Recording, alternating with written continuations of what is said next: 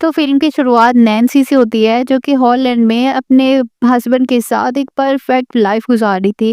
पर तब तक जब तक उसको अपने हस्बैंड पे शक नहीं हो जाता। तब वो लॉन्ड्री करते हुए अपने हस्बैंड के पॉकेट से एक चिट निकालती है जिस पर एक लड़की का नाम लिखा होता है। उसे शक होता है और वो अपने ऑफिस में अपने हस्बैंड से मिलने के लिए जाती है।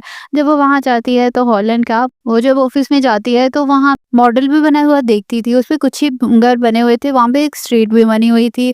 उसका हस्बैंड तो एक डॉक्टर था, उसी हॉलैंड के प्रोजेक्ट की क्या ज़रूरत थी? नैन्सी खुद एक टीचर थी। अब वो अपने कोलीग से आके बात करती है जिसका नाम डेव होता है। डेव से वो मदद माँगती है और अपने हस्बैंड के बारे में बताती है और वो कहती है कि मुझे तुम्हारी मदद की ज़रूरत है। मैं जानना चाहती हूँ कि मेरा हस्बैंड मुझसे छुपा क्या रहा है, लेकिन डेव उसे ये कहकर फिलहाल के लिए मना कर देता है कि ये उसका पर्सनल मैटर है। अब नैन्सी घर आती है तो खाना बनाती है, लेकिन खाना उससे खराब हो जाता है क्योंकि उसका ज़हन सारा उसी बातों में था कि आखिर उसका हस्बैंड उसे छुपा क्या रहा है। अब खाने की टेबल पे फ्रेड को भी नैन्सी पे शक होने लगता है और वो कहता है कि नैन्सी, अगर मुझसे कुछ गलत हुआ हो तो मुझे माफ कर दो, हम दोबारा से अपनी लाइफ को शुरू कर सकते हैं। लेकिन नैन्सी ने तो उसे शक भी नहीं होने दिया था। फिर उसको कैसे पता चला? अब नैन्सी का दिमाग बिल्कुल घूम गया था। अब सबके सो जाने के बाद नैन्सी गैलरी में गई जहाँ वो उसे देखा कि फ्रेड ने एक कैमरा लगाया हुआ है। वो कैमरा हिडन तरीके से उसने लगाया हुआ था। नैन्सी और ज्यादा परेशान हो जाती है, अगर उसके पास कैमरा था भी तो उसने छुपाया क्यों था इसे? अभी नैन्सी ये बात सोच ही रही थी कि उसे अपने घर के बाहर कोई आवाज सुनाई देती है।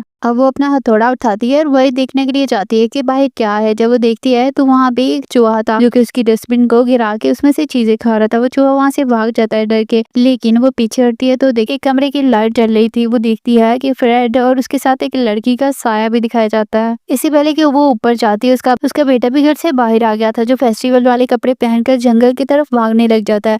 नैन्सी उसका पीछा करते करते एक जगह पे पहुंच जाती है जहाँ पे उसके पाँव से काफी सारी लाशें टकराती हैं और इसी दौरान नैन्सी पानी में गिर जाती है। तभी उसकी आंख खुल जाती है। हमें पता चलता है कि नैन्सी का ये एक बुरा ख्वाब था, अभी जिसने खाना बनाया था और जंगल में उसका बेटा गया, ये सारा असल में उसका ख्वाब था। असल में उसके साथ ये सारा कुछ इसलिए हो रहा था क्योंकि वो फ्रेड के बारे में ही सब कुछ सोच रही थी। अब नैन्सी डेव से मिलने के लिए आती है और उसे कहती है कि अब तो मेरा शक और ज्यादा पक्का हो गया और मुझे पता है कि फ्रेड किसी और के साथ रिलेशनशिप में है। मैं उसे रंगे हाथों पकड़ना चाहती हूँ और मुझे तुम्हारी मदद की जरूरत। डेव अभी भी उसकी बात नहीं मानना चाहता था क्योंकि वो उसके पर्सनल मैटर में नहीं पड़ना चाहता था, लेकिन जब नैन्सी ने उसके हाथ पे हाथ रखा तो डेव अंदर से पिघल गया। असल में वो उसको पसंद करता था। अब डेव उसे कहता है कि तुम मुझे बताओ कि मुझे करना क्या है। नैन्सी उसे बताती है कि तुमने एक सिंपल काम करना है, मेरे हस्बैंड के पास जाना है और उसे अपनी आंखें चेक करवानी है। वॉशरूम जाने के बहाने उसके वॉशरूम की खिड़की खोल देनी है ताकि अंदर जाकर हम रात को उसके कमरे की छानबीन कर सके। डेव नैन्सी के कहने पर ऐसा ही करता है और फ्रेड के पास पहुंच जाता है। अब डेव आंखें चेक करवाने लग जाता है। आंखों में तो कोई खराबी नहीं थी, लेकिन फ्रेड उसे कहता है कि तुम वही डेव हो ना जो नैन्सी के साथ काम करते हो। डेव उसे कहता है कि नहीं, मैं तो बहुत इंट्रोवर्ट हूँ और मैं किसी से मिलता नहीं हूँ, इसलिए मुझे किसी भी टीचर का नहीं पता। अब नैन्सी का नाम सुनते ही वो घबरा जाता है, उसकी घबराहट बहुत ज्यादा हो रही थी।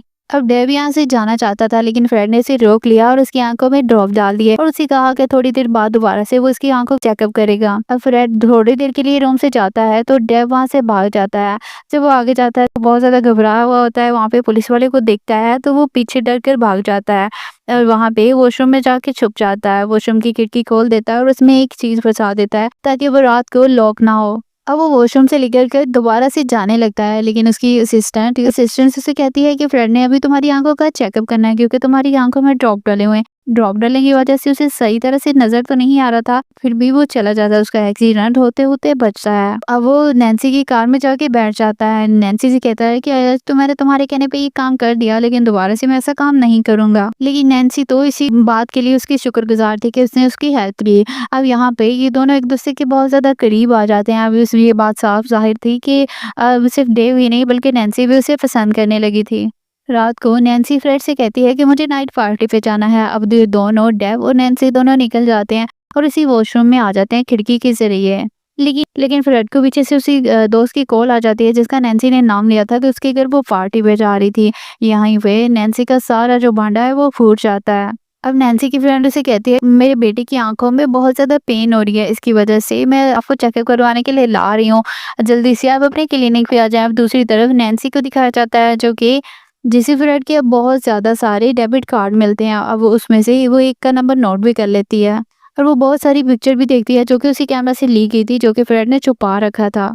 दूसरी तरफ डेव उसे फ़ोन करता है नैन्सी को कि तुम्हारा हस्बैंड यहाँ पे आ गया है। तभी नैन्सी वहाँ से निकलने की कोशिश करती है। इसी हड़बड़ी में वो अपना इयररिंग्स वहीं पे छोड़ जाती है, यानी कि अपने हस्बैंड के क्लिनिक पे ही। तब वो उस लड़के का चेकअप करने लगता है। उसकी मदर से पूछता है कि आप और नैन्सी कैसे एंजॉय कर रहे हैं, लेकिन वो उसको बता देती है कि नैन्सी तो उसके साथ है ही नहीं। अब नैन्सी और डेव डेव के घर पे होते हैं, जो कि दोनों एक दूसरे के साथ एंजॉय कर रहे थे।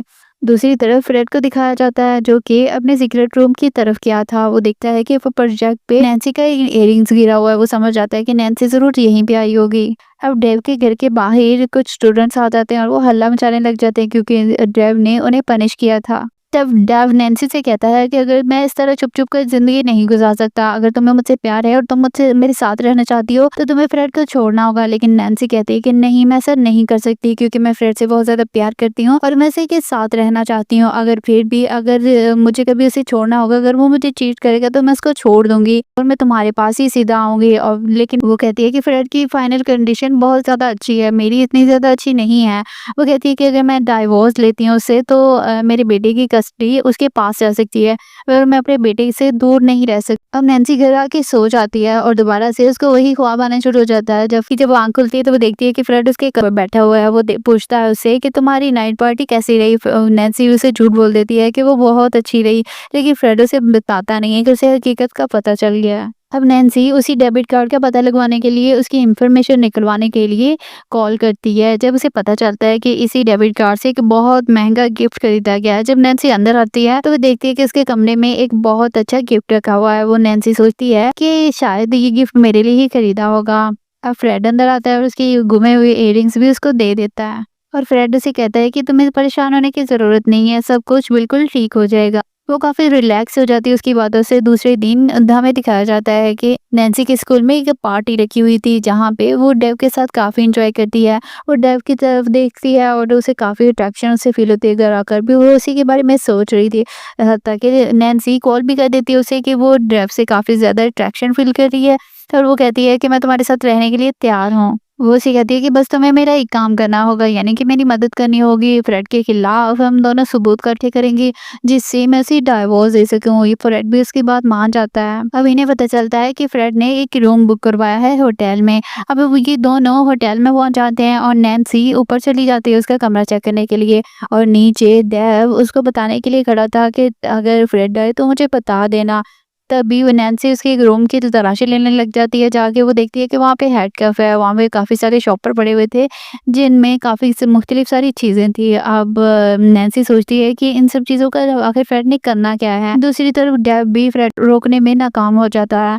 तभी फ्रेड अपने रूम की तरफ जाता है और लेकिन डेव वो नैन्सी को फ़ोन करके बता देता है कि फ्रेड अपने रूम में आ रहा है। नैन्सी वहाँ से निकल जाती है और वो आकर डेव को सारी चीज़ें दिखाती है। डेव कहता है कि ये सारी चीज़ें उसके रिलेशनशिप को ज़ाहिर कर रही हैं, और फिर वो कहता है कि हाँ, हमारे पास काफ़ी सारे सबूत इकट्ठे हो गए हैं। अब हम सिर्फ एक ही काम करेंगे कि फ्रेड की पिक्चर उसकी गर्लफ्रेंड के साथ ले लेंगे और हमारे पास इतने सबूत काफ़ी होंगे। और वो कहता है कि फिर तुम उसे डाइवोर्स दे देना और हम दोनों एक साथ रहेंगे। नैन्सी को भी ये बात ठीक लगी। अब नैन्सी घर पे आ जाती, नैन्सी अब दोबारा से अपने घर आ जाती है। उसे उसे अब फ्रेड की एक फाइल मिलती है, जो देखती है कि उसमें काफ़ी सारी घरों के ब्लूप्रिंट हैं। तो वो उन घरों के नंबर नोट कर लेती है और उन घरों की छानबीन में लग जाती है। वो देखती है कि जितने भी घर उसने बनाए हुए हैं, उन सब में से किसी न किसी औरत की डेड बॉडी मिली थी, यानी कि उसको मार कर किसी ने फेंक दिया था, जिनका मर्डर किया गया था। और इन सबके किलर को आज तक कोई भी ढूंढ नहीं पाया था, यानी कि इस बात समझ में आ रही थी, यानी कि फ्रेड एक सीरियल किलर था। दूसरी तरफ डेव भी फ्रेड के पीछे पीछे था। वो जंगल में जाता है उसके पीछे पीछे। वो देखता है कि फ्रेड एक घर में चला गया, जहाँ पे वो लड़की एक से मिलता है और वो अंदर उसको ले जाता है। फ्रेड तो इसकी तस्वीरें बनाने में लग जाता है, क्योंकि ये काफी अच्छा मौका था। अब फ्रेड ने उसकी काफी तस्वीरें उस लड़की के साथ कैप्चर कर ली थी, लेकिन फ्रेड को और ज्यादा सबूत चाहिए थे।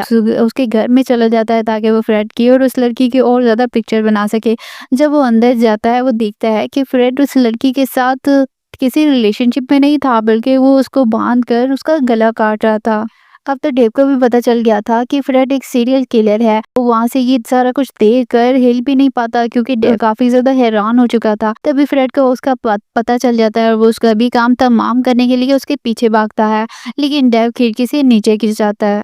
लेकिन फ्रेड उसे पकड़ लेता है और उसे कहता है कि मुझे पता है कि तुम नैन्सी की मदद कर रहे हो और तुम मेरा पीछा कर रहे हो। अब डेव बहुत ज्यादा परेशान होता है और वो वहां से भाग कर एक बोट की रस्सी खोलने लगता है ताकि वो वहां से भाग जाए और फ्रेड उसको ना मार सके, लेकिन फ्रेड उसे वहां आके पकड़ लेता है। लेकिन तभी वो उसको मारने ही वाला होता है कि डेव उसका चाकू उसी के पेट में घुसा कर उसे मार देता है और तभी फ्रेड पानी में गिर जाता है। लेकिन डेव को लगता है कि शायद फ्रेड मर गया है। अब वो घर आ जाता है। सुबह होते ही वो सारे अपने कपड़े जला देता है जिससे उसने फ्रेड को कत्ल किया था। अब वो अपना फोन चेक करता है जिसमें नैन्सी की काफी सारी कॉल्स आई हुई थी। वो नैन्सी के पास जाता है। नैन्सी उसे बताना चाहती थी कि फ्रेड एक सीरियल किलर है। इससे पहले कि नैन्सी उसे कुछ बताती, डेव ने उसे बताया कि उसने कैसे उसको रंगे हाथों पकड़ लिया था और उसने उसके काफी सारी तस्वीरें भी बनाई थी और उसने फ्रेड को वो तस्वीरें दिखाई और उसे कहा कि तुम मेरी और नैन्सी के बीच में मत आओ और तुम हमें छोड़ के चले जाओ, हम दोनों आपस में बहुत खुश रहेंगे। अगर तुम ऐसा नहीं करते हो तो मैं तुम्हारी तस्वीरें सबको दिखा दूंगा। तब फ्रेड वहां से चला जाता है। नैन्सी ये सारा कुछ सुन के बहुत ज्यादा परेशान थी क्योंकि वो फ्रेड काफी मोहब्बत के दावे किया करता था और वो कहता था कि वो उससे बहुत मोहब्बत करता है, वो इतनी आसानी से उसको छोड़ के कैसे जा सकता। अब नैन्सी ने डेव की बातों पे यकीन कर लिया था। वो उसके साथ जिंदगी गुजारना शुरू कर देती है, लेकिन उसको यही लगता है कि किसी दिन फ्रेड आ जाएगा और उसे भी मार देगा जैसे कि उसने बाकी लड़कियों को मारा है। दूसरी तरफ अब डेव को ख्वाब आने लगे थे, यानी कि जब उसने फ्रेड का मर्डर किया था वही सारी चीजें उसको दिखाई देने लगी थी। अब हॉलैंड में एक फेस्टिवल मनाया जा रहा था जहाँ पे नैन्सी अपने बेटी को भी लेकर जाती है। वहाँ पे उसकी एक दोस्त उसे पूछती है तुम्हारा हस्बैंड कहाँ पे है, लेकिन नैन्सी उसे कहती है वो वेकेशन मनाने के लिए गया हुआ। लेकिन उसकी दूसरी दोस्त कहती है अच्छा यहीं, अभी तो मैंने उसको देखा था, लेकिन मैंने तो अभी यहीं पे देखा था उसको। ये सुनकर नैन्सी हैरान हो जाती है। अब नैन्सी इधर उधर देखती है, फ्रेड नजर आ भी जाता है। अब नैन्सी अपने बेटे को देखती है जो कि उसको नजर नहीं आ रहा। नैन्सी अपने बेटे को ढूंढने के लिए जाती है इधर उधर, तो वो डेव अपने साथ एक गन भी लेके आया हुआ था। अब नैन्सी डेव के पास जाती है और नैन्सी उसे कहती है कि ये गन तुम मेरी बेटी को मारने के लिए लेके आए हो ना, ताकि जैसे फ्रेड को तुमने अपने रस्से से हटाया वैसे ही मेरे बेटे को भी रस्से से हटाओ और हम दोनों एक साथ रहें। वो उससे काफी ज्यादा लड़ाई करती है और अपने घर आ जाती है अपने बेटे को लेके, लेकिन डेव भी उसके पीछे पीछे घर आ जाता है। अब उसने ठान ली थी कि आज तो वो नैन्सी को सारी बात बता देगा। वो उसे बताता है कि जब मैं उस दिन गया तो मैंने एक अजीब खौफनाक मंजर देखा। वो उसे बताता है कि फ्रेड उस लड़की के करीब नहीं गया बल्कि उसका गला काट कर उसे मार दिया, उसका गला काट कर उसका मर्डर कर दिया। वो बताता है उसको पता चला कि मैंने उसकी सारी तस्वीरें बना ली हैं और मैंने वहां से भागने की कोशिश की। अब फ्रेड मेरे पीछे भी पड़ गया ताकि वो मुझे मार सके। जैसे ही वो मुझे मारने के लिए लगा, अपने सेल्फ डिफेंस में मैंने उसी का चाकू लेकर उसके पेट पे स्टैब कर दिया और वो पानी में गिर गया। नैन्सी ये सारी बातें सुनकर शॉक रह जाती है और वो उसे कहती है कि अभी भी वो मरा नहीं है बल्कि वो तो यहाँ पे वापस आ गया है। नैन्सी का बेटा जो कि अंदर बैठा था वो भी सारी बातें ये सुन चुका था, उसको अपनी डैड की हकीकत के बारे में पता चल चुका था। वो बताती है कि अभी तक वो जिंदा है, लेकिन डेव को इस बात पे यकीन नहीं था। वो सोचता है कि शायद नैन्सी उसे बचाने के लिए ये सारा कुछ झूठ बोल रही है, लेकिन वो अब इन सारी चीजों से थक चुका था। वो पुलिस को कॉल करने लगता है, लेकिन नैन्सी उसका फोन छीन लेती है और उसको धक्का देती है। तभी उसको वो गिरता है नीचे और उसके सर पे कुछ लग जाता है जिसकी वजह से उसके सर पे चोट लग जाती है। अब नैन्सी उसकी गन छीन कर बाहर भागती है और वो कहती है कि घबराना मत, मैं अभी तुम किसी मदद के लिए जाती हूँ और किसी को बुला के लाती हूँ। तब जब वो बाहर निकलती है तो वो देखती है कि फ्रेड वहाँ पे आ चुका है और उसके साथ उसका बेटा भी है। तब वो फ्रेड नैन्सी से कहता है कि मुझे तुमसे अकेले में बात करनी है। अब वो उसे अकेले में बात करता है और वो उसे कहता है जो कुछ भी तुम अभी तक जान चुकी हो उसे भूल जाओ, दोबारा से अपनी लाइफ स्टार्ट कर सकते हैं और मैं ये सारा काम छोड़ दूंगा। अब नैन्सी भी उसकी अच्छी वाइफ की तरह उसकी बात मान जाती है। अब दोबारा से वो गाड़ी में बैठ जाते हैं। जब रास्ते में जाते हैं तो नैन्सी उसके ऊपर गन तान लेती है और अपने बेटे को वहां से भागने के लिए कहती है। उसका बेटा वहां से भाग जाता है। नैन्सी अब पहली दफा गन चलाई थी नैन्सी ने, फ्रेड को गोली लगती नहीं है, वो मरता नहीं बल्कि उसके कान को छूकर गोली निकल जाती है। अब फ्रेड को बहुत ज्यादा गुस्सा आ गया, उसने नैन्सी पर हमला कर दिया उसे मारने के लिए। जैसे ही वो उसके ऊपर हमला करता है पीछे से नैन्सी के बेटे को पता चल जाता है कि उसकी मॉम खतरे में है। वो भाग कर आता है और फ्रेड को धक्का देता है। अब दूसरी तरफ नैन्सी ने भी अपने जो सैंडल हैं वो उतार लिए थे फ्रेड को मारने के लिए। अब उसने जोर जोर से फ्रेड के सर पर हमला किया अपने जूते से। वो जोर जोर से उसे मारती है तो फाइनली फ्रेड अब मर जाता है। उसके मरने के बाद नैन्सी भागकर अपने बेटे को गले लगाती है और सुकून का सांस लेती है। मूवी के एंड पे हमें दिखाया जाता है कि नैन्सी ने अब डेव से शादी कर लिया, जिसके बाद ये तीनों हैप्पी फैमिली की तरह रहने लगे थे। इसी के साथ ही ये मूवी एंड हो जाती है।